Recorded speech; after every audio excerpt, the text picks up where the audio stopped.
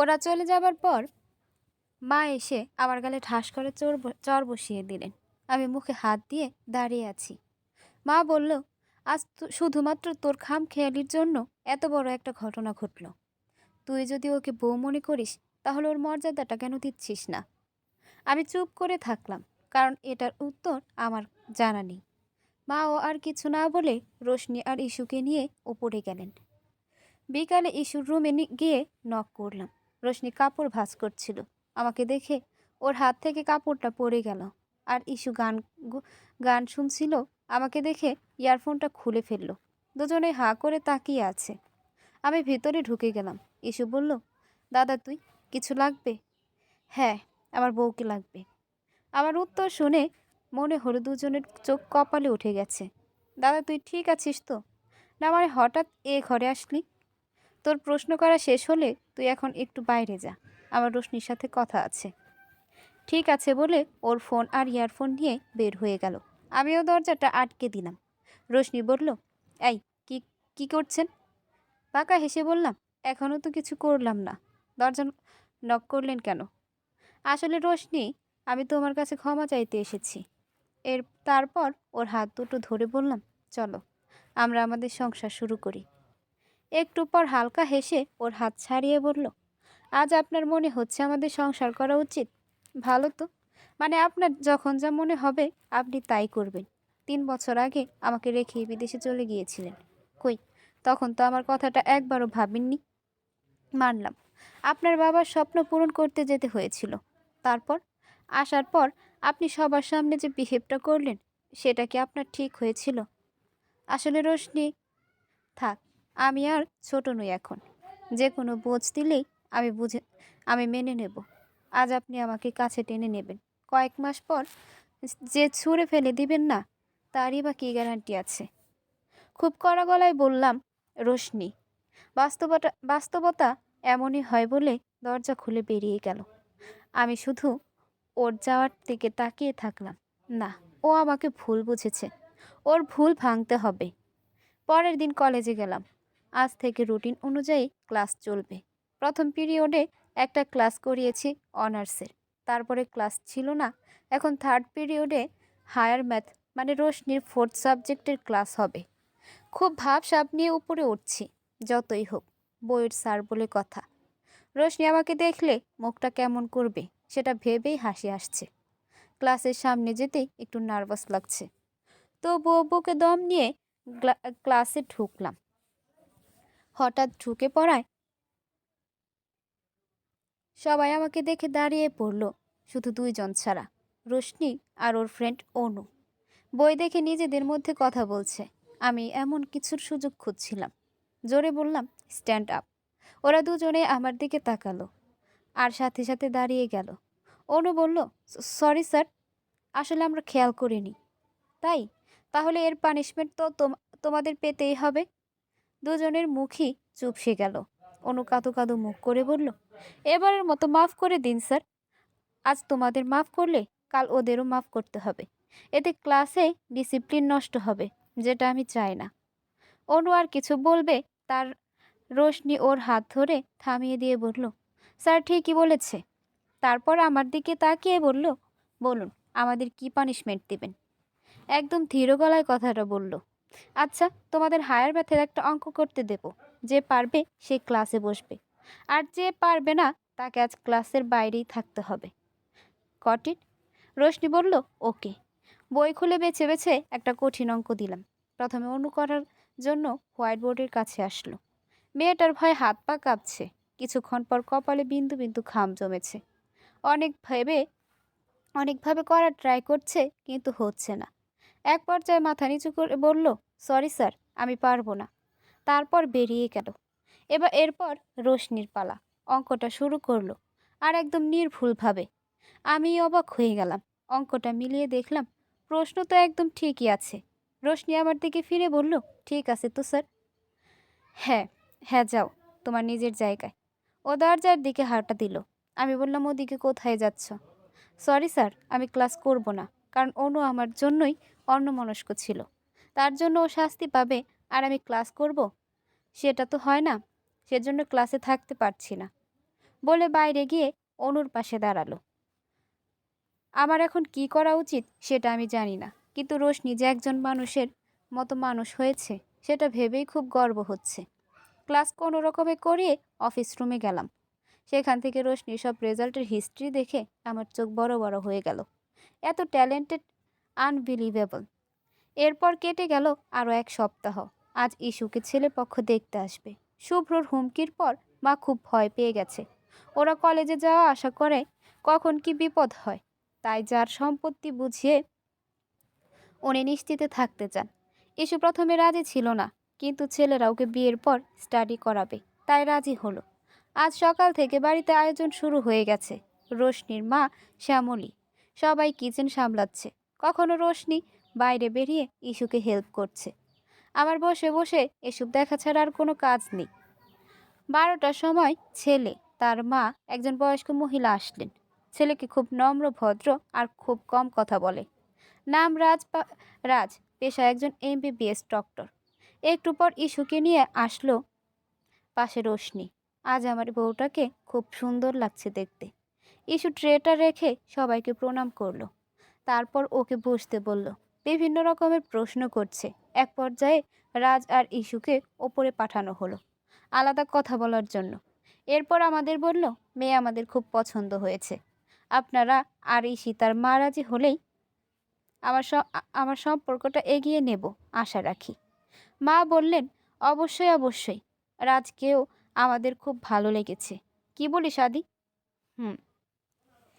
সন্ধ্যায় ছেলের বাড়ি থেকে ফোন এলো আমাদের মতামত জানার জন্য। রোশনির থেকে জেনে নিলাম ইস্যুর কোনো আপত্তি নেই। কথাটা শুনে ওনারও বেশ খুশি হলেন। এরপর বিয়ের দিন ক্ষণ ফিক্সড হলো। কাল বোনের গায়ে হলুদ। মনের কোণে খুব কষ্ট হচ্ছে। যতই হোক, একসাথে কত খুনসুটি মজা আনন্দ করেছি বলার বাইরে। হঠাৎ পেছন থেকে ডাকলো, দাদা। আমিও ঘুরে দেখলাম ইস্যু হাতে একটা প্যাকেট নিয়ে দাঁড়ানো। আরে ইস্যু আয়, এদিকে এদিকে বলে ওকে সোফায় বসালাম। আমার হাতে প্যাকেটটা দিয়ে বলল, তোর জন্য ছোট একটা উপহার, একদিন খুলে দেখিস কিন্তু। কষ্টে বুকটা ফেটে যাচ্ছে, শুধু মাথা নাড়লাম। তারপর বলল, দাদা, তোকে কিছু কথা বলি। বৌদি অনেক ভালো জানিস। তুই যখন লন্ডনে পড়তে গেলি, শুধুমাত্র তোর যোগ্য হবে বলে দিন রাত এক করে পড়াশোনা করতো। তার প্রমাণ তো তুই পেয়েছিস। এছাড়া সাইকেল চালানো, বাইক চালানো, কার ড্রাইভিং, ড্রয়িং, নাচ গান এসবও শিখেছে, যাতে ওর পরিচয় দিতে তোর লজ্জা বোধ না হয়। এছাড়াও কম্পিউটার চালানো, গ্রাফিক্স কোর্স করেছে। খেলাধুলা, কুইজ, আবৃত্তি সব কিছুতেই স্কুলে ছিল ফার্স্ট। আমি ওর কথাগুলো যতই শুনছিলাম ততই অবাক হচ্ছিলাম। এত কিছু পারেও বাইরে থেকে দেখলে বোঝাই যায় না। ও আবারও বলল, এখন তোর ডিসিশন, যেটা ভালো বুঝবি সেটাই করবি, কিন্তু একবার হারিয়ে ফেললে কিন্তু আর পাবি না, সেটা মাথায় রাখিস বলে চোখ মুছতে মুছতে বাইরে চলে গেল। আর আজ ওর গায়ে হলুদ। সেই ভোর থেকে সব কিছু আয়োজন করছি। একমাত্র বোন কোনো কিছুতেই ত্রুটি বা খুঁত রাখিনি। একে একে আমাদের সব রিলেটিভ গেস্টও আসতে শুরু করে দিয়েছে। বাড়িটা লোকরণ্যে ভরে আছে। গ্রাম থেকে আমার কিছু দিদুন ঠাম্মিও এসেছে। ওনাদের ইচ্ছে হয়েছে নাত বউকে দেখবে। রোশনির সাথে আমাকেও নিয়ে গেল। দুজনকে পাশাপাশি দাঁড় করিয়ে বলল, কি সুন্দর মানিয়েছে দুজনকে। তারপর চাশনির থুতনি উঁচু করে বলল, কি গো নাতবো, এবার একটা নাতির ঘরে পোতার মুখ দেখাও। রোশনি বিড়বিড় করে বলল, আজ পর্যন্ত ছুঁয়েও দেখলো না, আবার বাচ্চা। দিদুনের কানে সমস্যা, তাই হয়তো শুনতে পাইনি, কিন্তু আমি ঠিকই শুনেছি। এবার আমার দিকে তাকিয়ে বলল, কিরে, তুই কিছু কর। আমি পিছনে মাথা চুলকিয়ে বললাম, সে যখন সময় আসবে তখন হবে। এখন চলো ইস্যু, কতক্ষণ আর বসে থাকবে বলে কোনো রকমে পালিয়ে ছাদে গেলাম। ওখানে হলুদের আয়োজন করা হয়েছে। মায়ের পর আমাকে হলুদ লাগাতে বলল। কেন জানি না আর চোখের জল আটকে রাখতে পারিনি। ওকে জড়িয়ে নিঃশব্দে কেঁদে দিলাম। এরপর একে একে সবাই দিল। এখন মিউজিকের সাথে সবাই ডান্স করছে, খুব হই হুল্লোড় হচ্ছে। আমি নিচে চলে আসলাম। হঠাৎ দেখি রোশনি হেঁটে আসছে। আমিও দেয়ালের পাশে লুকিয়ে পড়লাম। ও কাছে আসতেই হ্যাঁচকা টান দিয়ে দেয়ালের সাথে মুখ চেপে ধরলাম। বেচারি ভয়ে জোরে জোরে শ্বাস নিচ্ছে। আমি মজা করে বললাম, কি, আমাকে দেখে শ্বাসকষ্ট শুরু হলো নাকি? বলে মুখ ছেড়ে দিলাম। আপনি আপনি এখানে কি করছেন? বারে, বইয়ের পাশ দিয়ে ঘুরঘুর করাই তো স্বামীদের মেন ডিউটি। স্বামী না ছাই বলে মুখ ঘোরালো। এই শোনো না। কি বলুন? আমার অনেক কাজ আছে। বলছি, তখন দিদুন যেটা বলল, চলো সেটার কাজ শুরু করে দিই। এখন সবাই উপরে ব্যস্ত, আমাদের কেউ ডিস্টার্ব করবে না। কোনো এর গুঁতো মেরে বলল। আহ, শখ কত! ওই যে মা, সাথে সাথে পিছনে ফিরে বললাম, কোথায়? ও খিলখিলিয়ে হেসে আমাকে সরিয়ে দিয়ে সোজা দৌড়। আমাকে বোকা বানানো, তাই না? সময় আমারও আসবে। তারপর রাতে সবাই ডিনার করে ঘুমিয়ে পড়ল। আমার সাথে ছোট ছোট মানে অঘ্র, আমার মাসির ছেলে, ঘুমালো। আবার ভোরে ঘুম থেকে উঠে দাদাদের সাথে কাজে লেগে পড়েছি। এখন আরও দায়িত্ব, বরযাত্রীদের আপ্যায়ন করা। সব কিছু খুব সুন্দরভাবে সম্পূর্ণ হলো। বিদায়ের সময় মা ভীষণ কান্নাকাটি করছিল। রোশনি মাসিরা মিলেও মা আর ইস্যুকে আলাদা করতে পারছিল না। তারপর আমার বুকে মিশে কান্না করে দিল আর বলল, দাদা নিজের খেয়াল রাখিস। আর বৌদিকে এতদিন আমরা দেখে রেখেছি, এবার তোর পালা, ওকে কষ্ট দিস না। কথা দিলাম, ওকে আর কষ্ট দেব না। তারপর কাজের হাতে ওর হাত রেখে রাজের হাতে ওর হাত রেখে বললাম, আমার বোনটাকে দেখে রেখো। অবশ্যই দাদা। এরপর গাড়িতে উঠলো আর গাড়িও স্টার্ট দিয়ে ওদের গন্তব্যে চলতে লাগলো। এভাবে কাটলো আরও 2 দিন। আজ কলেজে যাচ্ছি, আর সাথে চাশনিও আছে। মা বলে দিয়েছে ওকে কলেজে সাথে নিয়ে যাব, আবার নিয়ে আসবো। রোশনি একটু না করলেও মায়ের ধমকে পরে চুপ। গাড়িতে উঠে বসলো। আমি বললাম, কেমন লাগছে আমার পাশে বসে? রোশনি বাতাস করার মতো করে বলল, খুব গরম লাগছে। কি? আর কিছু না বলে গাড়ি স্টার্ট দিলাম। আমাদের একসাথে নামতে দেখে অনেকের চোখ কপালের উপরে উঠে গেছে। অনেকে ফিস ফিস করছে, বিশেষ করে অনার্সের মেয়েরা। আমি রোশনির ক্লাসরুম অবধি এগিয়ে দিয়ে আসলাম। পেছন থেকে ডেকে বলল, শুনুন। হুম, কিছু বলবে? বুকে রাখা সানগ্লাসটা খুলে চোখে পরিয়ে দিল। তারপর হাত দিয়ে চুলগুলো আর একটু নিচে নামালো। আবার বুকের দিকে তাকিয়ে 3টা খোলা বোতাম নিজের হাতে মেরে দিয়ে বলল, সোজা অফিস রুমে যাবেন। এদিক ওদিক তাকালে আপনার খবর আছে। কি করবে? দাঁতে দাঁত চেপে বলল, সেটা বাড়ি গেলেই দেখতে পারবেন। এখন যান। আমিও বের হলাম। তারপর ওদের ক্রস করে পেছনে তাকিয়ে দেখি রোশনি তাকিয়ে আছে। খুব ভালো লাগলো ব্যাপারটা। তারপর হালকা হেসে রুমে গেলাম। ক্লাসে ঢোকার সাথে সাথে অনু চেপে ধরল রোশনিকে। এক গাড়ি থেকে নামলি, তোকে কি রাস্তা থেকে লিফট দিয়েছে? না, একদম বাড়ি থেকে এনেছে। বলিস কি? কিন্তু কিভাবে? কি হয় তোর? আমার হাজবেন্ড। কথাটা শুনে কি বলে অনু এত জোরে বলল, ক্লাসের সবাই ওদের দিকে তাকিয়ে পড়ল। রোশনি ওর মুখ চেপে বলল, এত রিয়াক্টের কি হয়েছে? এবার কাঁদো কাঁদো ফেস করে বলল, তুই সত্যি ওনার বউ? হ্যাঁ, ম্যারেজ সার্টিফিকেট আছে, দেখাবো? সেদিন আর রোশনির ক্লাস করানো আর রুটিনে ছিল না, তাই বাকি ক্লাসগুলো নিলাম। মাঝে মাঝে ওর ক্লাসের সামনে দিয়ে হেঁটে গেছি একবার দেখার জন্য, কিন্তু সে ভাগ্য আর হয়ে ওঠেনি। ব্রেক টাইমে ওপর থেকে দেখলাম রোশনি আর অনু মিলে পরমানন্দে ফুচকা খাচ্ছে। ঝালে ওর নাক মুখ লাল হয়ে গেছে। আমি সোজা উপর থেকে দৌড়ে আসলাম ওদের কাছে। রোশনি বলছে, পানি পানি মুখ দিয়ে ঠিক করে কথাও বের হচ্ছে না। ওকে একটা বেঞ্চে বসালাম। ওর মুখ ধরে বললাম, রোশনি কষ্ট হচ্ছে তোমার? ফুচকার দোকানের কাছেও জল নেই। দৌড়ে গেলাম, দৌড়ে দোকান থেকে জল কিনে ওকে খাইয়ে দিলাম। রোশনি জল খাওয়ার পরেও জিভ বের করে শ্বাস নিচ্ছে, মানে ঝাল এখনও কমেনি। আমি দোকানের সামনে গিয়ে দাঁড়ালাম। রাগে আমার চোখ লাল হয়ে গেছে। এটা দেখে দোকানির প্যান্ট ভিজে যাবার মতো অবস্থা। তারপর বললাম, এরপর থেকে পরিমাণ জেনে ঝাল দেবেন, আর না হলে দোকান চালানোর মতো অবস্থায় থাকবেন না। উনিও ভীষণ ভয় পেয়ে গেছেন, তাই আর কোনো কথা বলেনি। তারপর আইসক্রিম এনে ওকে খাওয়ালাম। ঝাল কি কমেছে? রোশনি হাবোদক মাথা নাড়ালো, সাথে সাথে জোরে একটা থাপ্পড় দিলাম। ও গালে হাত দিয়ে অসহায়ের মতো আমার দিকে তাকালো। ফুচকা দেখলে পেঙ্গুয়ের মতো লাফালাফি করো? ঝাল কতটুকু দেবে সেটা বলতে মনে থাকে না? রোশনি মাথা নিচু করে ফেললো। তোমার যে ঝালে সমস্যা হয় সেটাও কি ভুলে গেছো? ওর কোনো উত্তর না পেয়ে হাত ধরে বললাম, চলো গাড়িতে ওঠো। ও ওখানে দাঁড়িয়েই হাত ছাড়ানোর চেষ্টা করছে। আমি বললাম, কি হলো? আমি যাব না আপনার সাথে। চড়, আর একটা খাওয়ার কি ইচ্ছে হচ্ছে? এবার আমার পিছন পিছন হাঁটা দিল। তারপর ওকে নিয়ে গাড়ি ড্রাইভ করে সোজা বাসায় আসলাম। এরপর চাশনি আর আমার সামনে আসেনি। হয়তো সবার সামনে থাপ্পড় দেওয়ার হাট হয়েছে। রাতে সবাই ঘুমানোর পর মাঝরাতে ব্যালকনি বেয়ে ওর রুমে ঢুকলাম। ভাগ্য ভালো ওখানে জানালাটা খোলাই ছিল। রুমে নাইট লাইট জ্বলছে, খুব অল্প আলো। ভালো করে চাশনির মুখও বোঝা যাচ্ছে না। আমি আস্তে করে ওর পাশে বসে আলতো করে ওর কপালে একটা কিস করলাম। এক অন্যরকম অনুভূতি হলো তখন। রোশনি হালকা ওপাশ ফিরে ঘুমালো। ওর ঘুম ভেঙে গেল। সর্বনাশ! তাই আবার সাবধানে রুমে থেকে একইভাবে বের হলাম। এভাবে চলতে লাগলো আমাদের প্রেম কাহিনী। সকালে ওকে কলেজে নিয়ে যাওয়া, আবার নিয়ে আসা, রাতে ওর জামা বুকে জড়িয়ে ঘুম আর ঘুম, আর খুব মনে পড়লে ওর রুমে গিয়ে কিস করে আসি। এভাবে কেটে গেল আরো 15 দিন। এই কয়েকদিনে রোশনিকে আরো ভালোবেসে ফেলেছি।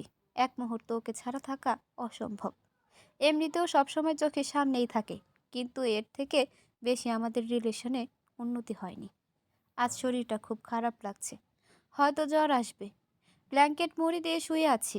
কয়েকবার এসে মা ডেকে গেছে, শুধু বলেছি আজ কলেজে যাব না। নিচ থেকে আওয়াজ পেলাম মা রোশনিকে বলছে, আদি যখন যাবে না তোরও যাবার দরকার নেই, কিন্তু রোশনির একটা ইম্পর্ট্যান্ট ক্লাস আছে, তাই নাকি ওর যেতেই হবে। মাও কিছু একটা ভেবে যাবার অনুমতি দিল। রোশনি রেডি হয়ে রিক্সা করে বের হলো। হঠাৎ পথের মাঝে একটা কালো গাড়ি এসে দাঁড়ালো। রিক্সা চালক কষে গাড়ি থামালো। রোশনি চেঁচিয়ে বলল, রাস্তায় কিভাবে চালান? গাড়ি চালান, দেখে চালাতে পারেন না? গাড়ি থেকে কয়েকটা ছেলে আগে নামলো। তারপর নামলো শুভ্র। ওকে দেখে রোশনি ভীষণ ভয় পেয়ে গেল। রিক্সা চালক বিপদ বুঝে আগেই দৌড়ে পালিয়ে গেছে। রোশনি আস্তে করে রিক্সা থেকে নেমে বলল, আপনি কেন এখানে? আদি আসলে কি খুব বেশি খুশি হতে? কিন্তু সে তো এখানে নেই। তাই ওই আদিত্য বহুতবার বেড়েছে। ও আমার গায়ে হাত তুলেছে, তাই না? এবার দেখো ওর প্রাণ পাখির কি অবস্থা করি। প্রাণটাই কেড়ে নেব আমি, তখন বুঝবে আদি। এসব কথা শুনে রোশনির গলা শুকিয়ে আসছে। এরপর শুভ্রকে ছুরি বের করতে দেখে। রোশনি পেছন দিকে দৌড় দিল, কিন্তু বেশি দূর যাবার আগেই শুভ্র ওর হাত টেনে সামনে নিয়ে পরপর 3বার ছুরি রোশনির পেটে ঢুকালো। তারপর ধাক্কা মেরে ফেলে দিল রাস্তায়। রোশনির আকাশের দিকে তাকিয়ে শুধু বলল, আদিত্য। আমার খুব খারাপ একটা স্বপ্ন দেখে ঘুম ভেঙে গেল। একটু পরই আননোন নাম্বার থেকে কল আসলো। তাড়াতাড়ি রিসিভ করে বললাম, হ্যালো। হ্যালো বন্ধু, কে আপনি? আমি আমি শুভ্র, তোর জম। তোকে একটা গ্রেট নিউজ দিই। তোর বউ মানে রোশনির পেটে আমি ছুরি ঢুকিয়েছি। বাচ্চা, কি বলছিস তুই? ওর কিছু হলে কিন্তু আমি জ্যান্ত পুঁতে ফেলবো। আগে হসপিটালে তো নিয়ে যা। হসপিটালে তো নিয়ে যা। ওকে নিচু রাস্তায় ফেলে রেখেছি বলেই ফোনটা কেটে দিল। আমি কয়েকবার হ্যালো হ্যালো করে ফোনটা ফ্লোরে আছাড় মারলাম। শুভ্র কি বলল? রোশনির পেটে ছুরি? আর কিছু ভাবতে পারছি না। ব্ল্যাঙ্কেটটা সরিয়ে দাঁড়ালাম। প্রচণ্ড মাথা ঘুরছে। হতদন্ত হয়ে নিচে নামতে দেখে মা বলল, এভাবে দৌড়ে কোথায় যাচ্ছিস? শরীরে হাত দিয়ে বলল, জ্বরে তো তোর গা পড়ে যাচ্ছে। ছাড়ো তো মা, আমাকে যেতে দাও। আদি শোন বাবা, কোথায় যাচ্ছে সেটা তো বল। আমি গাড়ি বের করে হাই স্পিডে ড্রাইভ করছি। আমার মনে শরীরে যে তখন কি হচ্ছে শুধু আমিই জানি। আধ ঘন্টার রাস্তা 10 মিনিটে পৌঁছে গেলাম। গাড়ি থেকে নেমে এদিক ওদিক তাকিয়ে দেখলাম কিছু দূরের রাস্তায় সাইডে অনেক লোক জড়ো হয়ে আছে। অজান্তেই বুকটা কেঁপে উঠল। এদিকে পা দুটোও চলছে না। তবুও দৌড়ে লোক সরিয়ে তাকাতে আমার রোশনির রক্তমাখা মুখটা দেখে ধপ করে ওখানেই বসে পড়লাম। পাশ থেকে কয়েকজন বলছে, কে আপনি? আপনি কি মেয়েটাকে চিনেন? আমি রোশনির মাথাটা আমার কোলে রেখে জোরে চিৎকার দিয়ে উঠলাম। তারপর আর দেরি না করে কয়েকজন মিলে ওকে ধরে গাড়িতে তুললাম। শ্বাস চলছে এখনো, শুধু সেন্সলেস হয়ে আছে। চোখে ঝাপসা দেখছি আর মনে মনে প্রার্থনা করছি, হসপিটাল অবধি যাওয়ার শক্তি দাও। আমার চাশনিকে যেন আমি বাঁচাতে পারি। হসপিটালের সামনে গাড়ি ব্রেক করে নার্স ডক্টরদের ডাকতে লাগলাম। তারপর বেডে করে ওকে ওটিতে নিয়ে গেল। আমার আর কিছু মনে নেই। চোখ খুলতে দেখি মা আমার মাথায় হাত বুলিয়ে দিচ্ছে। আর কান্না করছে। আমি লাফ দিয়ে চারপাশ তাকিয়ে বললাম, মা রোশনি কোথায়? মা আঁচলে মুখ ঢাকলেন। চেঁচিয়ে বললাম, ও কেমন আছে বলো না। বাবা তুই একটু শান্ত হ। রোশনি ঠিক আছে। 3 ব্যাগ রক্ত লেগেছে। ওর গ্রুপের সাথে আমার ব্লাড গ্রুপ ম্যাচ করা আমি দিয়েছি। তুই অজ্ঞান হয়ে যাবার পর এখানকার একজন নার্স তোর ফোন থেকে আমাকে ফোন দিয়ে সবটা জানায়। রোশনি ভালো আছে শুনে আমার বুক থেকে ভারী একটা পাথর সরে গেল। মনে হলো আমি যাব রোশনির কাছে। মা আমাকে বাধা দিয়ে বলল, রোশনির বিপদ কাটলেও এখন ওর জ্ঞান ফেরেনি। তারপর ও মাকে বুঝিয়ে ওর ক্যাবিনের দরজার কাছে এসে দাঁড়ালাম।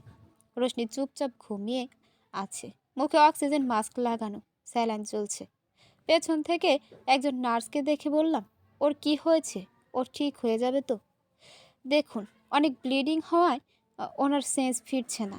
আর 72 ঘন্টার মধ্যে যদি জ্ঞান না ফিরলে সরি, আমাদের আর কিছু করার নেই। নার্সের কথা শুনে আমি 2 পা পিছিয়ে গেলাম। তারপর বেঞ্চের ওপর বসে পড়লাম। মাথায় কিছু আসছে না, কি করব এখন? আজ আমার জন্য ওর এই অবস্থা। এসব ভাবতে ভাবতে রাতে ওখানে কখন ঘুমিয়ে পড়েছি নিজেও জানি না। সকালে মায়ের ডাকে ঘুম ভাঙলো। চোখ মেলে মাকে দেখে বললাম, বা রোশনি কেমন আছে? সেই একই রকম। উঠে আবার দরজার বাইরে থেকে দেখলাম মেয়েটা সেই একইভাবে শুয়ে আছে।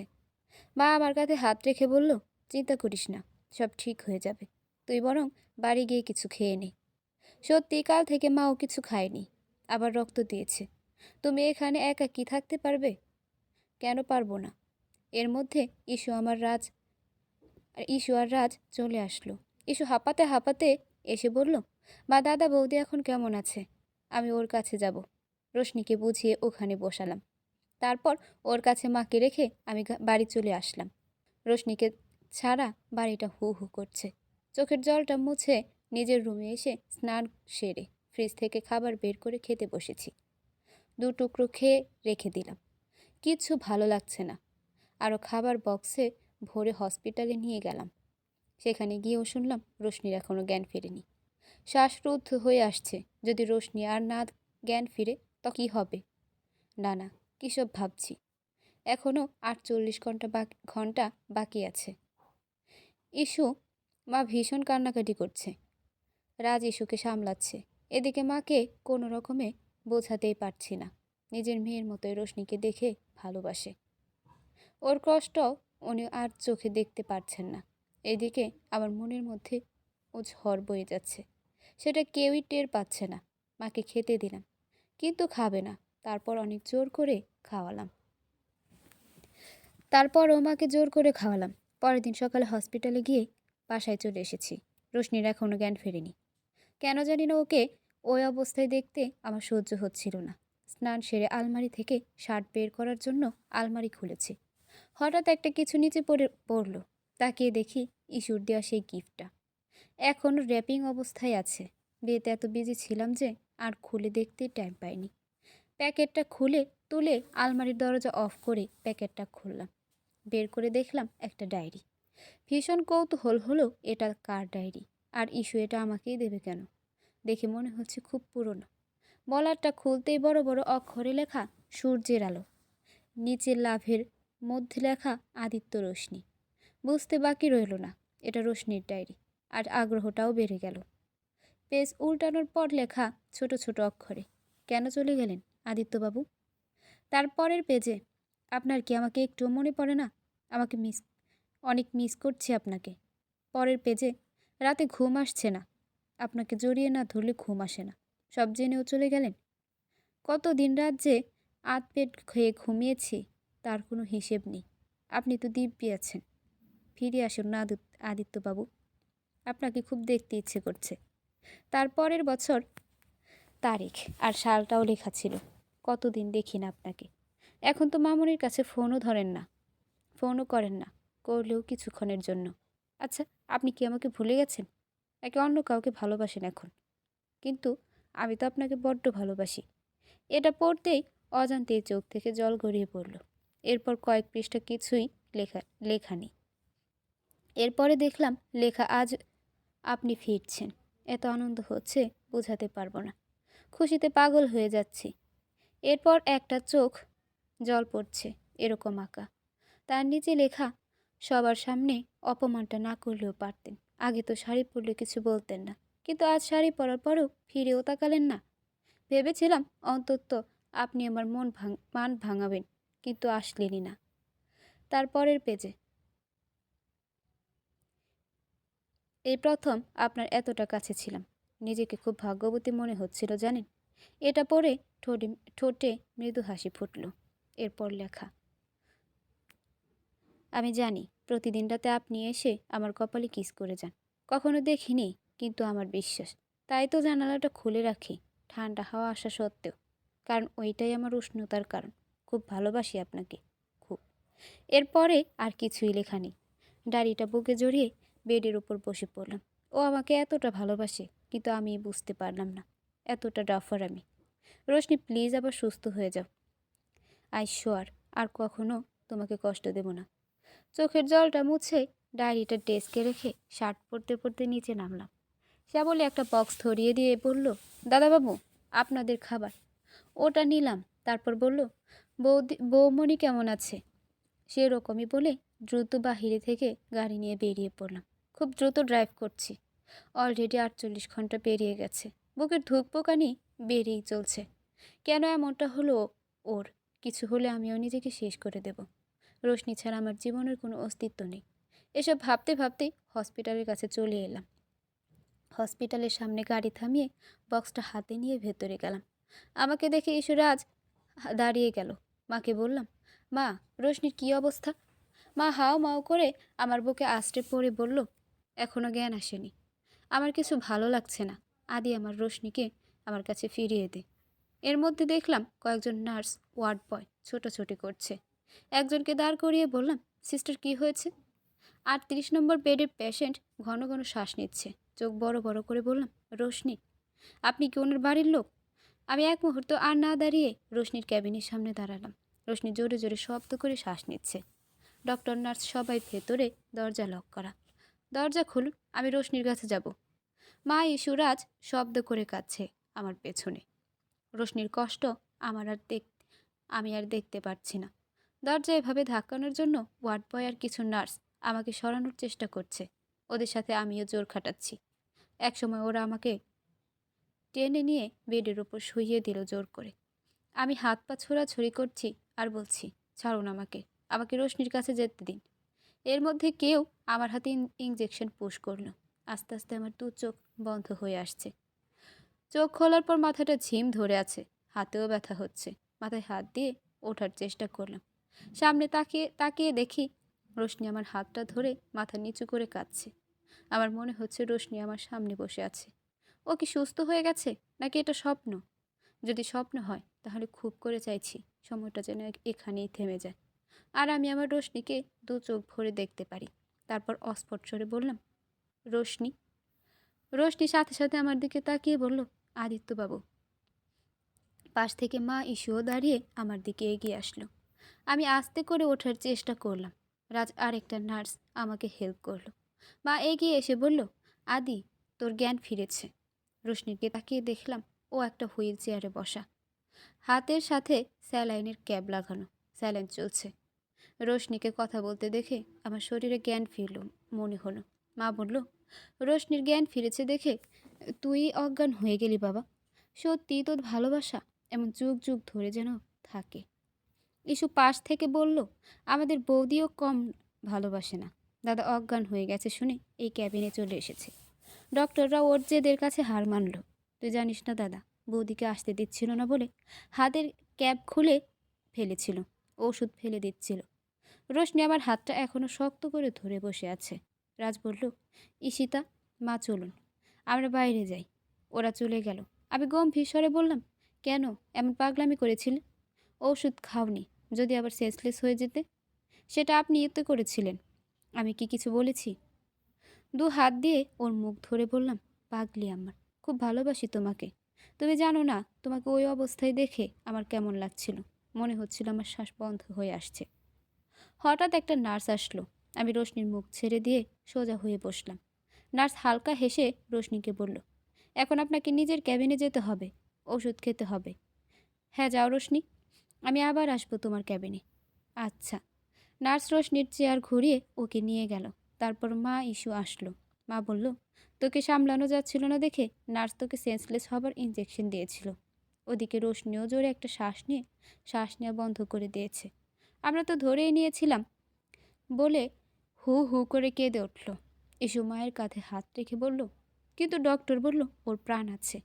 পরে লাস্ট ট্রাই করলো, ইলেকট্রিক শক দিয়ে ওর জ্ঞান ফিরল।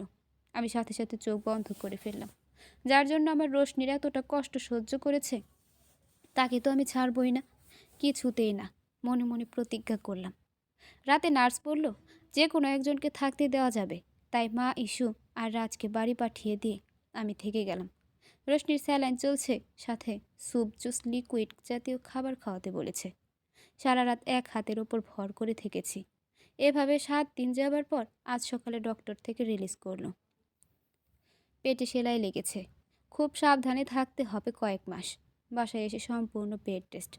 ওকে ওষুধ খাওয়ানো, মাঝে মাঝে গার্ডেনে নিয়ে যাওয়া, এসব আমিই করতাম। সাথে ইস্যু, মা বা শ্যামলী ওর যত্ন করত। ড্রেস চেঞ্জ, বাথরুমে নিয়ে যাও, এসব। আস্তে আস্তে রোশনি হাঁটতে পারলে থানায় নিয়ে শুভ্রর নামে মামলা করালাম। বিকালে পুলিশের সাথে গিয়ে দেখি ছাদেও আরও কয়েকজন মিলে ড্রিঙ্ক করছে। ওর কলার টেনে উঠিয়ে বললাম, রোশনিকে কষ্ট দিয়ে তুই এখানে ফুর্তি করছিস, কিন্তু তোর আনন্দের দিন শেষ। ও ভয়ার্থ মুখ করে বলল, আদিক তুই তুই এখানে? শুধু আমি একা নই বলি সরে যেতেই পুলিশ দাঁড়ানো দেখল। শুভ্র বলল, স্যার, আমি কিছু করিনি, বিশ্বাস করুন। কে বলেছে? আমি তো কিছু করিনি, আমি তো কিছু বলিনি। আগে জেলে চল, তারপর প্রমাণ হবে তুই কি করেছিস। আর রোশনি দেবী কিন্তু সুস্থ হয়ে গেছেন, সেটা মাথায় রাখিস। তারপর টেনে হিস্ট্রে ওকে সহ বাকিদের গাড়িতে তুলল। কেস চলাকালীন কোর্টে রোশনি সবার সামনে বলল, শুভ্র ওকে মারার চেষ্টা করেছিল এবং ওর পেটে ছুরি দিয়ে কয়েকবার আঘাত করেছিল। হসপিটালের রিপোর্ট সহ বাকি পেপার সাবমিট করা হলো। তারপর সেই রিক্সা চালক ও সাক্ষী দিলেন যে সেদিন শুভ্র এসেছিল, কিন্তু পরে পালিয়ে যাওয়ায় আর কিছুই দেখেননি। জজ সাহেব বললেন, সকল সাক্ষ্য প্রমাণের ভিত্তিতে আদালত এই সিদ্ধান্ত নিচ্ছে যে অভিযুক্ত শুভ্র সেনকে 14 বছরের জন্য জেলে থাকতে হবে, আর তার সঙ্গীদের 20,000 টাকা করে জরিমানা প্রদান করতে হবে। কেউ তাতে অস্বীকৃতি জানালে আইন তার বিপক্ষে আইনি ব্যবস্থা নেবে। শুভ্রকে শাস্তি দিতে পেরেছি, এতে প্রচণ্ড মানসিক শান্তি হচ্ছে। আর যাই হোক, আর কেউ কখনো রোশনির ক্ষতি করতে পারবে না। মা ইস্যু আমাদের মিল দেখে খুব খুশি হলেন। আমিও মনে মনে ভেবে নিলাম, আজ রোশনিকে একটা সারপ্রাইজ দেব। সন্ধ্যার আগে সব কিছুর অ্যারেঞ্জমেন্ট করে রোশনিকে বললাম রেডি হতে। ও বলল, কিন্তু কেন? যা বলছি তাই করো। ঠিক আছে। রোশনি সুন্দর করে একটা লাল শাড়ি পরে সাথে হালকা সেজে বের হলো। আজ ওর ওপর থেকে চোখ সরাতেই পারছি না। 2 গাল টেনে বললাম, খুব সুন্দর লাগছে। রোশনি হালকা হাসলো। তারপর নিচে গিয়ে গাড়ি বের করে স্টার্ট দিলাম। গাড়ি নিজের গতিতে চলছে। এর মধ্যে কয়েকবার জিজ্ঞেস করলো, কোথায় যাচ্ছি আমরা? মেরি জান, একটু ধৈর্য ধরো, গেলেই বুঝতে পারবে। প্রায় 8 ঘন্টা পর আমরা পৌঁছে গেলাম। ওর নামার পর চোখ বেঁধে দিয়ে বললাম, চলো এবার। আর একদম চুপ। ওর হাতে হাত দিয়ে এক জায়গায় দাঁড় করানোর পর চোখের বাঁধন খুলে দিলাম। ওর চারদিকে তাকিয়ে 2 হাত দিয়ে বিস্ময়ে মুখ ঢাকলো, কারণ ওর চারপাশে রাউন্ড করে লাইটিং করা। উপর দিয়ে জোনাকির মতো লাইট উঠছে। আমি ওর পাশে দাঁড়ালাম। এগুলো আমার জন্য না, এগুলো আমার একমাত্র বইয়ের জন্য। ও বুকে আস্তে করে একটা কিল মারল। তারপর বললাম, চলো ওদিকে। সেখানে নিয়ে গিয়ে রিমোটের বাটন চাপতেই চারপাশ আলোকিত হয়ে গেল। ও চোখ বড় বড় করে সেগুলো ধরে ধরে দেখছে। আমি বললাম, কি ম্যাডাম, পছন্দ হয়েছে? একদম। সারপ্রাইজ তো এখনও বাকি। ভ্রুকুচকে তাকিয়ে বলল, আর কি, চলো ওদিকে। এবার নদীর পাড়ে গিয়ে নিয়ে গেলাম। ঝিরি ঝিরি বাতাস বইছে। আমি পকেটে হাত গুজে দাঁড়িয়ে আছি, আর রোশনি ওর 2 হাত প্রসারিত করে শ্বাস নিচ্ছে। এরপর একটা বড় নৌকা আসলো, যেটার দুই পাশ ফুল দিয়ে সাজানো ছিল। মাঝিকে আগে থেকেই বলে রেখেছিলাম। রোশনি দেখে আমার পাশে এসে বলল, এত কিছু তুমি করেছো? জি মহারানী। কিন্তু কেন? কারণ তোমার মুখের মিষ্টি হাসিটা দেখবো তাই। ওঠো এখন। প্রথমে রোশনিকে উঠিয়ে তারপর নিজে উঠলাম। মাঝি বৈঠা নিয়ে বেয়ে চলছে। রোশনি পানিতে হাত দিচ্ছে, আবার জল ছিটিয়ে দিচ্ছে আমার দিকে। ও যে আজ অনেক খুশি হয়েছে সেটা দেখেই বুঝতে পারছি। অনেকক্ষণ এভাবে নৌকায় ঘুরলাম। এবার বাড়ি ফেরার পালা। এমনিতেও 11টা বেজে গেছে। রোশনি তো যেতেই চাইছিল না। কত বছর পর নৌকায় উঠল, আবার আমার সাথে টাইম স্পেন্ড করলো। তারপর বুঝিয়ে পাড়ে নিয়ে আসলাম। ও আমার কোমরে হাত রেখেছে আর আমি ওর কোমরে। এভাবেই হাঁটছি। এক সময় বললাম, চাসনি? ও কিছুক্ষণ পর বলল, হুম। তারপর বুঝিয়ে পাড়ে নিয়ে আসলাম। ও আমার কোমরে হাত রেখেছে আর আমি ওর কোমরে। এভাবে হাঁটছি। এক সময় বললাম, চাসনি? ও কিছুক্ষণ পর বলল, একটা কিস করবে? ইস, কি এখন? হ্যাঁ, আমি তোমাকে কিস করেছি, তখন নিজেকে ভাগ্যবতী ভেবেছ। এবার আমাকেও করো, আমিও ভাগ্যবান হই। রোশনি অবাক চোখে তাকিয়ে বলল, কি, কোনোভাবে আমার ডায়েরিটা পড়েছ? হেসে দিয়ে বললাম, হ্যাঁ, ইস্যু দিয়েছিল। সবই কি পড়েছ? হ্যাঁ, না পড়লে কি জানতাম আমার পিচি বউটা আমাকে এত ভালোবাসে, এত মিস করেছে। এর মধ্যেই গাড়ির কাছে চলে আসলাম। রোশনি বলল, আমি ড্রাইভ করব। তুমি পারবে তো? কেন ইস্যু? ইস্যু বলেনি আমি সাইকেল, বাইক আর কার ড্রাইভিংও করতে পারি? অবশ্যই বলেছে। আচ্ছা চলো তাহলে। রোশনি গাড়ি স্টার্ট দিল। সত্যি খুব ভালো ড্রাইভ করতে পারে। বাসার সামনে গাড়ি ব্রেক করে মেইন দরজা দিয়ে ভেতরে ঢুকে দেখি মা আর ইস্যু বসে আছে। অলরেডি 12টা বাজতে গেল। এতক্ষণ জেগে আছো কেন? ইস্যু আমাদের দেখে বলল, দেখো মা, তোমার ছেলে বৌমার এই আসার সময় হলো। তোদের জন্য সেই কখন থেকে ওয়েট করছি জানিস। কিন্তু কেন? তারপর মা আমার চোখ বেঁধে দিল আর ইস্যু রোশনিরটা। দুজনকে একসাথে সিঁড়ি বেয়ে উপরে নিয়ে গেল। তারপর চোখ খুলে দিল। ভালো ভালো করে তাকিয়ে দেখার পর আমার চোখ ছানা বড়া। দুজনেই দুজনের দিকে তাকালাম, কারণ পুরো রুমটা ফুল সজ্জার মতো ফুল দিয়ে সাজানো, ক্যান্ডেল জ্বলছে। মা মুচকি মুচকি হাসছে। ইস্যু বলল, অনেক দিনই তো আলাদা ছিলিস, আজ থেকে তোরা একসাথে থাকবি। আর এটা মায়ের ইচ্ছা। মনে মনে মাকে ওবর হয়ে প্রণাম করতে মন চাইছে।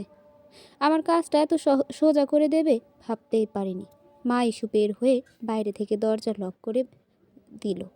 আমি গলা ঝেড়ে বললাম, সামনে দেখেছো কি? চাশনি লজ্জায় মাথা নিচু করে আছে। তারপর ওকে বেডে বসালাম। নিচে বসে ওর হাত ধরে বললাম, আজ সব ভুল বোঝাবুঝি মিটিয়ে নিতে চাই। ধরবে আমার হাত? রোশনি মাথা নাড়ালো। তারপর ডেস্ক থেকে একটা গিফট বের করে ওর হাতে দিয়ে বললাম, লন্ডন থেকে এটা তোমার জন্য আগে এনেছিলাম, কিন্তু তখন দেইনি, আজ দিচ্ছি। কি এটা? বলে খুলে দেখলো একটা আইফোন। আইফোন? কিন্তু এটা আমার লাগবে না। আপনার ফোনটাও তো নষ্ট হয়ে গেছে প্রায়। এটা বরং আপনিই রাখুন। তোমার জন্য যখন এনেছি তুমিই রাখো, দরকার পড়লে আমি একটা কিনে নেব। তারপর সেই শাড়িটা ওর হাতে দিলাম। এটা আবার কবে কিনলেন? ওর ফার্স্ট শপিং করতে গিয়েছিলাম, তখন পছন্দ হয়েছিল আর কিনে নিলাম। যাও, এটা এখন পরে এসো। আচ্ছা বলে ওয়াশরুমে গেল। বের হওয়ার পর ওকে দেখে পুরো ফিদা হয়ে গেছি। কোমর ছড়ানো চুলগুলো ছেড়ে রেখেছে, অসম্ভব সুন্দর লাগছে দেখতে। আমিও আস্তে আস্তে করে ওর কাছে এগিয়ে গেলাম। তারপর কপালে কিস করে কোলে তুলে বেডের উপর শুইয়ে দিলাম। পাশে থাকা ক্যান্ডেলগুলো নিভিয়ে দেবার পর রোশনিকে নিজের করে পেলাম সারা জীবনের জন্য। সকালে রোশনি 7টার পরপরই উঠে গেছে। আমি শার্টবিহীন, শুধু পেট অবধি একটা ব্ল্যাঙ্কেট জড়িয়ে শুয়ে আছি। অনেক বছর পর ওকে বুকে জড়িয়ে ঘুমালাম। এক আলাদা প্রশান্তি লাগছে। বেশ কিছুক্ষণ পর আমিও উঠে গেলাম। তারপর ফ্রেশ হয়ে কিচেনে গিয়ে দেখি রোশনি একা একা রান্না করছে। আপাতত ময়দা মাখছে। আমি পা টিপে টিপে পেছন থেকে ওকে জড়িয়ে ধরলাম। ও ভয়ে ভয়ে লাফিয়ে উঠে বলল, আপনি উঠে গেছেন? হ্যাঁ, আর এখন তোমাকে জ্বালাতে এসেছি। সারা রাত জ্বালিয়ে আপনার শখ মেটেনি নাকি? না গো। আহ, ছাড়ুন, কেউ তো চলে আসবে। কেউ আসবে না বলে ওর কানে ফু দিচ্ছি, আর পিঠে সুরসুরি দিচ্ছি। আর ওর আগে লুকে আমার দিকে তাকাচ্ছে। এক পর্যায়ে ওর গলায় হালকাভাবে স্লাইড করছি। রোশনিও একদম শক্তভাবে দুপাশে শাড়ি ধরিয়ে দাঁড়িয়ে আছে। হঠাৎ পেছন থেকে কেউ বলল, সরি, আমি কিন্তু কিছু দেখিনি বলে চোখ বন্ধ করলো। পেছনে ফিরে দেখি ইস্যু। সাথে সাথে আমি ছিটকে সরে গেলাম, আর রোশনি নুন হলুদ দিতে ব্যস্ত। ইস্যুও পা টিপে টিপে এসে কড়াইতে উকি দিয়ে আমার দিকে হাসি মুখ করে তাকিয়ে বলল, কিরে দাদা, এত সকাল সকাল কিচেনে তুই? রান্না শিখছিস নাকি শেখাচ্ছিস? আমি কেন এসব করতে যাব? কিন্তু তুই এখানে কি করছিস? হুম? মায়ের উঠতে লেট হচ্ছে দেখে ভাবলাম যাই, কিচেনে বৌদি থাকলে হেল্প করব। কিন্তু এখানে এসে দেখছি হেল্পিং হ্যান্ড হাজির বলে মুখ টিপে হাসছে। তবে রে, ও দিল দৌড় আর আমি ওকে ধরার জন্য পিছু পিছু ছুটছি। তারপর ব্রেকফাস্ট করতে বসলাম সবাই একসাথে। তখন ইস্যুকে অনেক কষ্টেও ধরতে পারেনি, তাই নিয়ে ননদ বৌদি মিলে হাসাহাসি করছে। রোশনি ব্রেকফাস্ট করেছে গরম গরম লুচি আর কষা মাংস। দেখেই জিভে জল চলে এসেছে। রাজ বলল, সত্যি বৌমনি, আপনার রান্নার তারিফ না করে পারছি না। দাদা ভীষণ লাকি। একটু একটু ঈশিতাকেও শিখিয়ে দেবেন তো। ইস্যু চোখ ছোট ছোট করে বলল, কি, আমি রান্না করতে পারি না? না, জানো একটু আরেকটু। শোনো, এই যা শিখেছি বৌদির জোরাজুরিতে, এর থেকে বেশি চাইলে তোমার খাবার বন্ধ। মা বলল, ইস্যু কি হচ্ছে? এভাবে কেউ কি কথা বলে? মায়ের কথায় ইস্যুও চুপ হয়ে গেল। সাথে বাকি সবাই অন্য গল্প করতে করতে খেতে লাগলাম। বিকেলে আজ সারাদিন বাসায় আছি। সাদের আজকে নিয়ে আড্ডা দিচ্ছি। ঋত্বিক ও মিও এসেছে। এর মধ্যে ইস্যুও চলে আসলো। সবাই খুব হই হুল্লোড় করছে, শুধু আমি ছাদের দরজার দিকে কিছুক্ষণ পর পরই তাকাচ্ছি, কারণ আমার বউটার কোনো খোঁজ নেই। ইস্যুর কানে কানে বলল, বৌদিকে ডেকে দেবো দাদা? একটু নড়েচড়ে বসলাম। তোর আর কোনো কাজ নেই, তাই না, আমার পিছু লাগা ছাড়া? এতই যখন বুঝিস, জানা ডেকে নিয়ে আয়। আসছে, কিচেনে আছে। এর মধ্যে রোশনি দূর থেকে বলল, এসে গেছি আমি, আর সাথে গরম চা আর পাকোড়া। অমি বলল, এই না হলে বৌদি? সত্যি বৌদি মনটা এতক্ষণ চাচা করছিল। ওর কথায় আমরা সবাই হেসে দিলাম। তারপর অনেকক্ষণ আড্ডা দিলাম। ঋত্বিক উঠে বলল, ভাই সন্ধ্যা পেরিয়ে গেছে, এখন আমরা যাই, আবার পরে দেখা হবে। আচ্ছা, see you later, bye bye. রাজের ফোন আসলো, ও নিচে নেমে গেল, সাথে ইস্যু। সাদে এখন আমি আর আমার চাশনি আছি। ওকে কোলে তুলে নিলাম। ও বলল, আরে করছেনটা কি? পড়ে যাব তো। কি, আমার মতো একটা বডি বিল্ডারের কোলে ওঠে পড়ে যাওয়ার ভয় হচ্ছে? তাই নাকি? কেন, তোমার সন্দেহ আছে নাকি? লন্ডনে সপ্তাহে 3 দিন জিম করতাম, আর এক্সারসাইজ তো রেগুলারই। হয়েছে, এবার নামান। নামিয়ে ওকে কাছে টেনে বললাম, আকাশটা দেখো, কত সুন্দর, তাই না? হ্যাঁ, ডোবা সূর্যের পাশে বিভিন্ন কালারের আলো আরও মায়াবী করে তুলেছে। ঠিক তাই। বেশ কিছুক্ষণ ওখানে থেকে রুমে গেলাম। মা এসে বলল, ওরা আজ রাতেই নাকি চলে যাবে। কিন্তু কেন? বলো কাজ আছে। সব গোছগাছ করছে। আমি ইস্যুর রুমে গেলাম। দুজনে লাগেজ প্যাক করছে। রাজকে বললাম, কি ব্যাপার, আজই চলে যাচ্ছ কেন? আসলে দাদা, হসপিটালে ইমার্জেন্সি পেশেন্ট আছে, তো ওখানে আমার তো একটা রেসপন্সিবিলিটি আছে। বিকেলে হসপিটাল থেকেই কল করেছিল, তাই এখনই যেতে হবে। আচ্ছা, ইস্যুকে কয়েকটা দিন রেখে যাও। সরি দাদা, আসলে প্রথমবার আসলাম তো, তাই মা বলেছে জোর না ভাঙতে, দুজনকেই ফিরতে হবে। ইস্যুর দিকে তাকিয়ে দেখলাম ও মুখ গোমরা করে দাঁড়িয়ে আছে। আমি মাথায় হাত রাখতেই আমাকে জড়িয়ে ধরে বলল, সরি রে, থাকতে পারলাম না, খুব মন খারাপ লাগছে। চিন্তা করিস না, এরপর এলে 1 মাসের আগে যেতে দেব না। ওদের গোছানো শেষ হলে গাড়িতে করে স্টেশন অবধি পৌঁছে দিলাম। বাসায় এসে দেখি রোশনি ডাইনিং টেবিলে বসে আছে। তুমি এখনও ঘুমাওনি? তুমি চলে এসেছো? হ্যাঁ। আচ্ছা, ফ্রেশ হয়ে আসো, একসাথে ডিনার করব। ফ্রেশ হয়ে এসে বসে প্লেট উল্টাতে উল্টাতে বললাম, মা খেয়েছে? হ্যাঁ, খাওয়ার পর ওষুধ দিলাম, খেয়ে ঘুমাতে গেল। তুমিও খেয়ে নিতে। হ্যাঁ, তুমি না খেয়েই ঘুমিয়ে পড়তে। তারপর একসাথে খেয়ে ঘুমাতে গেলাম। সকালে রোশনি নড়াচড়া করছে। আমি চোখ বন্ধ করেই বললাম, এত নড়ছো কেন? নিরিবিলি থাকতে পারো না? আরে মশাই, উঠবো আমি। এত তাড়াতাড়ি উঠে কি হবে? চুপচাপ ফিল করো। কি আবার? এই যে তোমাকে জড়িয়ে রেখেছি, এটা। তোমার সব সময় এত রোমান্টিক মুড থাকে কিভাবে, একটু বলবে? এক চোখ খুলে বললাম, এর উপর পিএইচডি করেছি। তাই বলে আবার চোখ বন্ধ করলাম। রোশনি মুখ ঘুরিয়ে বলল, বাদর একটা। এর মধ্যে অ্যালার্ম বেজে উঠল। রোশনি বলল, আরে 8টা বেজে গেছে, ছাড়ো আমাকে, কলেজে যেতে হবে। এবার ছেড়ে দিলাম, কারণ আমাকেও তো যেতে হবে। রোশনি বেড থেকে নামার আগেই আমি নেমে সোজা দৌড়ে ওয়াশরুমে গেলাম। তারপর দরজা খুলে শুধু মুখ বের করে ভ্রু নাচাচ্ছি। এটা কি হলো? ওটা তুমি বুঝবে না, তোমাকে তো আমি বলে বেডের উপর রাখা একটা টেডি টয় ছুঁড়ে মারল। আমিও সাথে সাথে দরজা বন্ধ করে দিলাম। স্নান শেষে তাকিয়ে দেখি টাওয়াল আনতেই ভুলে গেছি। এখন কি করব? আস্তে দরজা খুলে রোশনিকে ডাকতে লাগলাম। রোশনি ফ্লোরে পায়চারি করছে। তারপর চেঁচিয়ে বলল, কি হলো তোমার? দরজায় আমাকে দেখে বলল, সকাল সকাল কি শুরু করেছে বলো তো? আজ কি বের হবা না, নাকি ব্রেকফাস্ট লাঞ্চ ডিনার সব ওয়াশরুমেই পাঠিয়ে দেব? আরে বাবা, আস্তে আস্তে, এত জোরে চেঁচাচ্ছ কেন? তারপর বেবি ফেস করে বললাম, আসলে টাওয়ালটা নিতে ভুলে গেছি, একটু এগিয়ে দাও প্লিজ। উফ, এই লোকটা আমাকে পাগল বানিয়ে ছাড়বে। টাওয়াল সামনে ধরে মুখ অন্যদিকে রেখে বলল, এই নাও ধরো। আমার মাথায় একটা শয়তানি বুদ্ধি চলে এলো। ওর হাত ধরে দিলাম হ্যাচ কাটার, একটানে ওয়াশরুমে এনে দরজা বন্ধ করে দিলাম। এটা কি করলে? কেন, আমার বউয়ের সাথে শাওয়ার নেব তাই?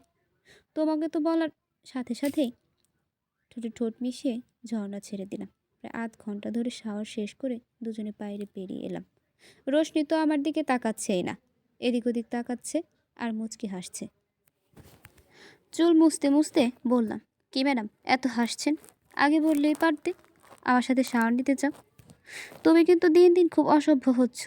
ওর দিকে ঝুঁকে বললাম, সেটা আরও 7 বছর আগে থেকেই ছিলাম, কিন্তু এখন সেটা প্রয়োগ করছি। মানে, তোমার সাথে কথাই পারবো না বলে আলমারি থেকে একটা ড্রেস বের করে ওয়াশরুমে গেল। আমিও রেডি হয়ে নিলাম। রোশনি নীল রঙের লং রাউন্ড ড্রেস, সাথে চুড়িদার আর ম্যাচিং ওড়না। চুলগুলো সাইড করে বেনি করলো, মুখে হালকা পাউডার, ছোট টিপ লিপস্টিক আর হাতে ঘড়ি।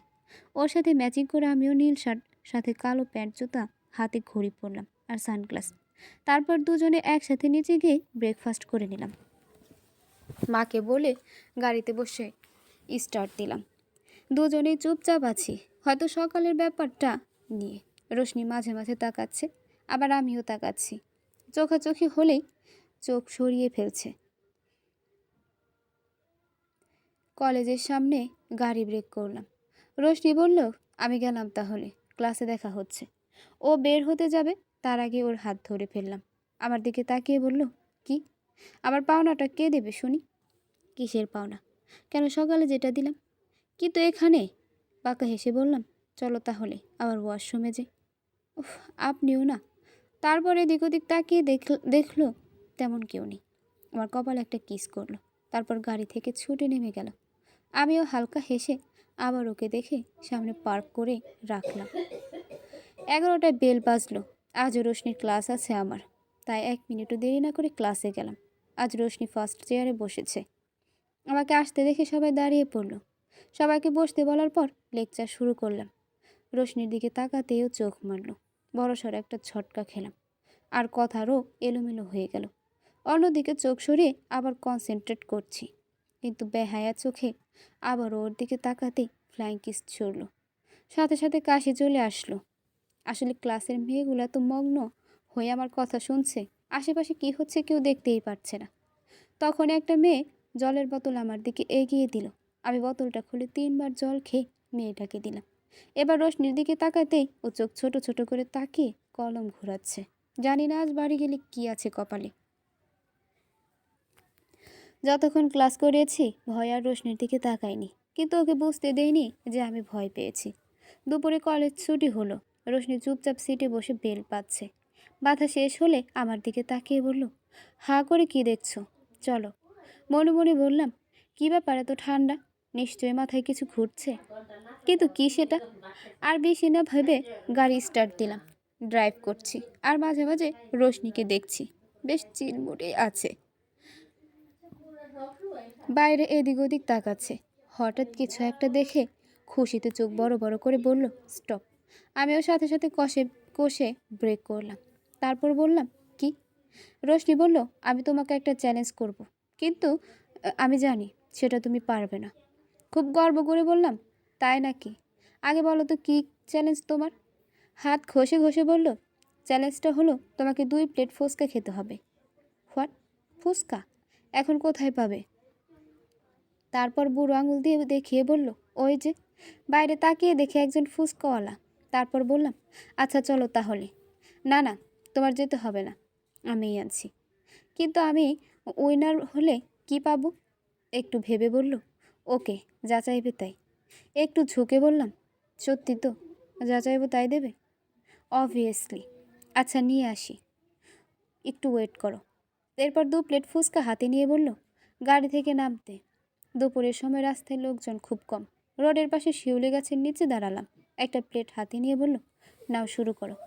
একটা মুখে নিতে কেমন ঝাল ঝাল লাগছে, কিন্তু চ্যালেঞ্জ বলে কথা, রোশনির কাছে হারা যাবে না। এভাবে 4-5টা খেতেই পেট জ্বালা শুরু করে দিয়েছে। আমি এক হাত নাড়িয়ে বলছি, পানি পানি। রোশনি পানি দাও। পানি তো দেওয়া যাবে না, এটা তো চ্যালেঞ্জ। আর তখন তো মৌমিতার কাছ থেকে ঠক ঠক করে পানি খেয়েছিলে, আর তাই এখন এটা তোমার শাস্তি। এবার পুরোটা বুঝলাম, সবটাই প্ল্যান মাফিক। ওকে সময় আবারও আসবে, তখন দেখে নেব। আগে এগুলো তো শেষ করি। ফুচকার দিকে তাকাতে কান্না পাচ্ছে। আলুটা এত লাল হয়ে আছে বলার বাইরে। তেঁতুল জল ঢেলে নরম করে না চিবিয়ে খাওয়ার চেষ্টা করছি। অনেক কষ্টে সবগুলো শেষ করলাম। ঝালে আমার নাক মুখ লাল হয়ে গেছে। আর এদিকে চ্যালেঞ্জ কমপ্লিট করায় রোশনি হা হয়ে আছে। আর আমার অবস্থা, পেটের নাড়ি অবধি জ্বলছে, কান দিয়ে গরম হাওয়া বের হচ্ছে। রোশনি প্লেট আর টাকা দিতে গেল, তখন নিজেকে রিল্যাক্স করে নিলাম। তারপর গাড়িতে বসলাম। খুব দ্রুত ড্রাইভ করছি, এসি অন করে রেখেছি।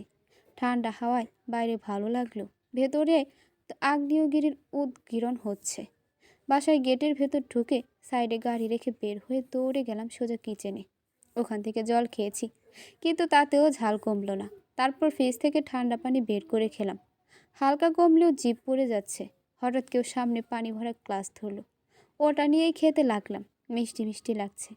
খাওয়া শেষে পিছনে ঘুরে দেখি রোশনি হাত ভাঁজ করে দাঁড়িয়ে আছে। তারপর বলল, ওটা চিনির জল ছিল। অতিরিক্ত ঝালে চিনি খেলে এমনি ঠিক হয়ে যায় বলে বেরিয়ে গেল। চিনির কথা বলতেই একটা শয়তানি বুদ্ধি আমার মাথায় আসলো, সাথে পাকা হাসলাম। রুমে গিয়ে সিলিং ফ্যান ফুল স্পিডে চালিয়ে দিয়ে টান টান হয়ে শুয়ে আছি। আস্তে আস্তে অনেকটা কমে গেছে, এখন নেই বললেই চলে। রোশনি স্নান করতে গেছে, ও আনমনে টাওয়াল জড়িয়ে বের হলো।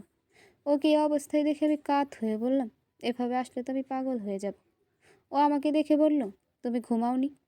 বউ থাকলে রাতেই ঘুম আসে না, আর দিনে তো। তুমি তো মহাবজ্জাত, এখনো বসে আছো? বসে নয়, শুয়ে আছি। ও যাই হোক, এখন বাইরে যাও, আমি ড্রেস চেঞ্জ করব। আমার রুম, আমার বেড, আমি এখানেই থাকবো। চাইলে এখানেই চেঞ্জ করো। উফ, তুমি যাবে নাকি মাকে ডাকবো? রোশনি অগ্নি চক্ষু দেখে বললাম, ওকে ওকে শান্ত হও, আমি বের হচ্ছি। তারপর আস্তে করে বেরিয়ে গেলাম। রোশনির চেঞ্জ করার পর রুমে গিয়ে দেখি ফ্রেশ হয়ে নিচে নামলাম। তারপর আমি, মা আর রোশনি একসাথে লাঞ্চ করেছি। খেতে খেতে মা বলল, আদি আমি একটু তোর মমতা আন্টির বাড়ি যাব। আজকে ওখানেই থাকবো, কাল আবার ফিরে আসবো। তুই একটু দিয়ে আসিস। কেন হঠাৎ করে এভাবে? আসলে ও অসুস্থ, ফোন করে যেতে বলল। আচ্ছা ঠিক আছে, বিকালে তৈরি থেকো।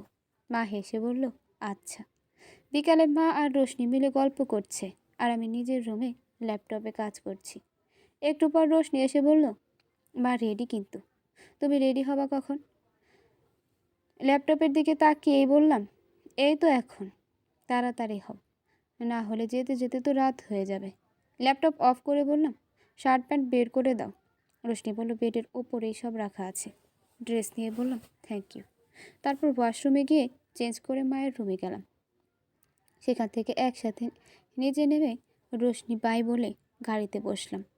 স্টার্ট দেওয়ার পর মা বলল, কাল ফোন করলে আবার নিতে আসিস। আচ্ছা তুমি টেনশন করো না, আর সাবধানে থাকবে। প্রায় 40 মিনিট পর পৌঁছে গেলাম। মমতা আন্টিকেও একটু দেখে আসলাম। উনি আমাদের খুব ভালোবাসতেন। ওনাদের বিদায় দিয়ে আবার গাড়ি স্টার্ট দিলাম, কিন্তু ফেরার পথে টায়ার বাস্ট হয়ে গেল। একজনকে জিজ্ঞাসা করার পর বলল, সামনে একটি গ্যারেজ পাবো। তারপর ওই ভাইয়ের সাহায্যে গাড়িটা গ্যারেজে নিলাম। অনেকক্ষণ ধরে গাড়ি রিপেয়ারিং করলো। এরপর ফিরতে ফিরতে 9টা ওভার হয়ে গেছে। ড্রয়িং রুমে ঢুকে দেখি রোশনি ডাইনিং টেবিলে মুখে হাত রেখে একা একা বসে আছে। আমি ডাক দিলাম, রোশনি।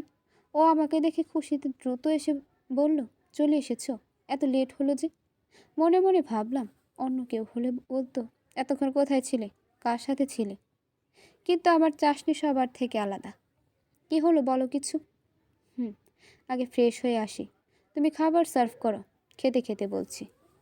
আচ্ছা। ফ্রেশ হয়ে এসে দেখি ও সবটা সুন্দর করে সাজিয়েছে। একটা চেয়ার টেনে বললাম, ও নিজের প্লেট হাতে দিতে যাবে? আমি ওর হাত ধরে বললাম, আজ আমি তোমাকে খাইয়ে দেব। ইনফ্যাক্ট একসাথে এক প্লেটে খাবো। তারপর বললাম, আসলে টায়ার বাস্ট হয়ে যাওয়ার গ্যারেজ করতে হলো, তাই একটু লেট হয়ে গেল। তোমার কোথাও লাগেনি তো? না। তারপর গল্প করতে করতে আমাকে খাইয়ে দিচ্ছি, আবারও আমাকে দিচ্ছে। এভাবেই পুরো খাবারটা শেষ করলাম। ডিনার শেষে একসাথে সবটা গুছিয়ে রুমে গেলাম। রোশনি ড্রেসিং টেবিলের সামনে বসে চুল বেঁধে আমার পাশে এসে বসলো। আমি নখ দেখতে দেখতে বললাম, আজ কিন্তু একজন বলেছিল, আমি চ্যালেঞ্জ উইনার হতে পারলে যা চাইবো তাই দেবে। এবার রোশনি একটা শুকনো ঢোক গিলে বলল, তো কি আমি কি না বলেছি? বলো কি চাই তোমার? টাকা লাগবে নাকি ট্রিট? বলো বলো। টাকাও না, ট্রিটও না। আমার চাই হলো, আরে কি বলো তো, তুমি এখন আমাকে লিপ কিস করবে। রোশনি চোখ বড় বড় করে একটু সরে বলল, কি? হ্যাঁ তাড়াতাড়ি। ওয়েট ওয়েট, আমি কিভাবে করব? ওসব আমি পারি না বাবা। কোনো কথা নয়, ঝাল যখন খাইয়েছো তখন তো দিতেই হবে। আর এটাও তোমার থেকে পেয়েছি। মানে কিভাবে? মনে আছে চিনির জল খাইয়েছিলে, মানে মিষ্টি। আর এখন যদি আবার সুইট কিস পাই, তাহলে তো একদম দিল খুশ হয়ে যাবে আমার। অসভ্য একটা। যে যাই বলো, এই এখন কুইকলি, না হলে কিন্তু। রোশনি আমার ইঙ্গিত বোঝার সাথে সাথেই আচমকা ঠোঁটে ঠোঁট মিশিয়ে দিল। তারপর আমরা পাড়ি দিলাম ভালোবাসায়।